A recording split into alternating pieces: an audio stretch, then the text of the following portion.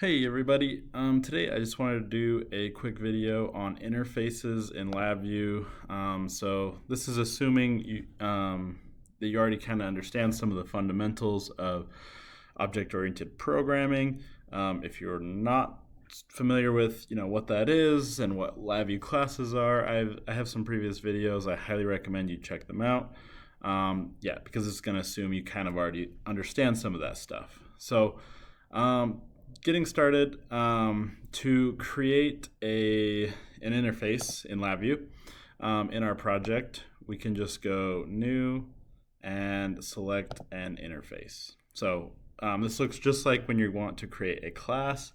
We can give a name to our interface, and we can also specify different parent interfaces, and then save it. So it looks just the same. I'm gonna just create this one here just for demoing purposes. So you can notice right away that this looks a little different than a class, right? So if we open up our class, we have they're both named .lv class, but the icon looks different. So this one has a box that looks like this. This box looks a little different. You also notice that the interface doesn't have a private data control. So interfaces do not have private data. So what is an interface and why might you want to use it? So essentially an interface is a tool in object-oriented programming that allows you to create multiple inheritances. So for example, if we're just using classes, a child can only inherit from one parent class. You can't inherit from multiple. I mean, you can through your parent class, but you can't have side-by-side classes. So yeah, you can only inherit from one. Interfaces are a way to basically define abstract methods and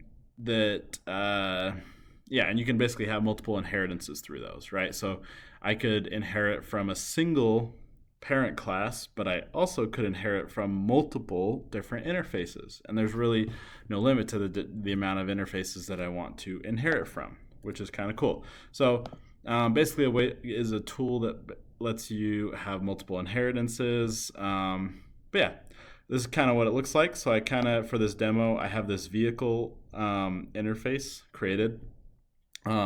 Still uses the LV class extension, but yeah, no private data like you noticed. And in that interface, I'm able to define methods. So our vehicle interface, I've added a start engine method. And if you right click on your interface, notice it looks a lot like a class. I can specify VIs that are part of that interface. I can create the dynamic dispatch, static dispatch, and controls that are all part of that interface. So a lot like working with a class. So I set up a simple hierarchy here for this demo. And you can ignore that one for now. We're going to come back to that guy in a minute. So yeah, I have basically my vehicle interface right here. And if you notice in the class hierarchy, it does look different. It just has the banner and it doesn't show the object below it because this doesn't have class private data. So that's the one good easy way to see from these hierarchy maps, which ones are classes and which ones are interfaces. So I have my vehicle interface. And I've created a motorcycle class that inherits from that interface, a truck class that inherits from that interface, and a car class that inherits from that interface. And then, from that, I've also built child classes that inherit from each of these. So I have a Honda Rebel for motorcycles, a Ford F-150 for trucks, and a Camry for cars. And this could be expanded more and more and more and more, on and on and on. So each of these overrides the interface method. So like car, for example, has a start engine method. And you can see there, it's dynamic dispatch. So we're basically able to override, just like if you were using dynamic dispatch in a class hierarchy. So just a very simple demo right here. Let me pull this up. Yeah, so I've just got an enum here, which just selects which class to use. And then we're just basically passing that into this interface method. So you can see we've got our vehicle.LabVIEW class, which is our interface, start engine, and then there's different implementations for these other ones. So it's just going to output a string that lets us know which one was selected. So yeah, I can select the car, the truck, or the motorcycle. And yeah, it's just using this case structure to load the different classes, which then get passed into that interface method, and it uses the appropriate one. So very similar to what we've done in object-oriented programming, just setting up kind of abstraction layers and stuff like that. So you might ask, right, why would I use a vehicle interface instead of just like a vehicle LabVIEW class? And realistically, you could in this instance, right? So I could just have a vehicle class that, you know, these inherit from, and I could get the exact same behavior. And so it's really up to the design of your system, you know, what makes the most sense. Where this becomes advantageous, as I was mentioning before, is you can inherit from as many different interfaces as you want. So I've got this other interface here called machine, and I'm going to show you in just a sec. We can also set these up to inherit from vehicle, and we can inherit from machine.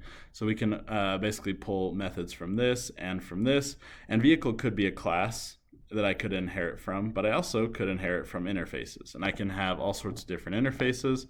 So just expands your ability. It's up to you as the kind of the designer to determine what makes the most sense, whether things should be classes or interfaces or whatever. But yeah, right, the demo I showed would work 100% fine just being purely LabVIEW classes as well, just like a simple abstraction. But yeah, and one thing I wanted to show as well, so I've created kind of children classes of these other classes. And so they're able to inherit from vehicle, but not directly. So instead, you know, Rebel is able to access the methods of vehicle because of its inheritance through the motorcycle class. And if I pull that up, so let's open up this motorcycle class, Honda Rebel, and I'm going to go open the properties and go to inheritance. So I can see that my Honda Rebel inherits from motorcycle in this parent class hierarchy. But also, if I look at the parent interfaces, I can see that vehicle is selected, but it's actually italic, right? Which there's a little note right here. Italics indicate an interface inherited from a declared parent, but bold italics indicates a redundant parent declaration on this class. And if I go to change parent interfaces, I can see right here that vehicle is already inherited by my ancestor motorcycle, and I can also add other interfaces if I want to inherit from like machine, and I can move these back and forth between those. So yeah, I don't necessarily have to link every single child to the interface if their parent already inherits from that. And if I go to like my Honda Rebel class and go select new and VI for override, my start engine shows up as an option right there, so I can inherit the start engine method of my vehicle interface, which is cool. So yeah, that's kind of the very, very basics of interfaces. And now I just wanted to show how I have this machine interface. So I might want to do something with that. So let's look at our machine interface I set up. And I just set up a single method for it, which is change oil. So, right, vehicle, I just have a single method that is start engine, right? Vehicles, you know, whether it's a motorcycle, truck, car, we need to be able to start the engine. Now, the class can determine how the engine needs to be started, right? So maybe on a motorcycle, we've got to, you know, kickstart it. Maybe on our car, we've just got a little push button. And on our truck, you know, we've got to turn the key, right? Just for simplicity's sake. Well, machines, may or may not even have an engine, right? Depending on the type of machine. So they're going to have their own different methods and interfaces, and I can set it up so that these things can override those. And I can set them up so they can inherit multiple things. So both cars, trucks, and motorcycles need to be able to change their oil. Unless it's an electric car. But yeah, so let's... Right now, none of these classes are inheriting from our machine interface. So let's just go take our car class and let's go open up the properties.